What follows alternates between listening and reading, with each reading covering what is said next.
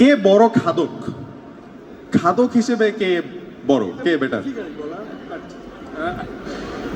বলা একটু difficult to be honest. Compare করলে মুশফিক ভাইয়ের তুলনায় আমি বড় খাদক, বাট আমি আবার খাদক না। কিন্তু মুশফিক ভাই যে এত ক্যালোরি ডেফিসিয়েন্ট ডায়েট করে, ওইটা আবার মুশফিক আমি ভাই খাইলে মাথা ঘুরে পড়ে যেতে পারি।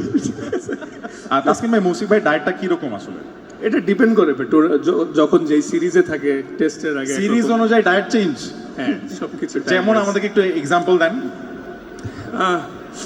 অফ সিজনে একবার আমরা একটা দাওয়াতে গেছিলাম, তো দেখা গেছে মুশফিক ভাই অল্প একটু মানে স্টেক খাইছে, আর কার্ব ওরকম কিছুই নিতে দেখি নাই।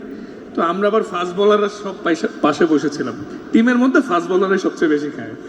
তো আমরা তো আমি চিন্তা করতেছিলাম যে ভাইয়া এত কম খাচ্ছে কিভাবে, মানে আমাদের 4 ভাগের 1 ভাগ খাইছে সবার।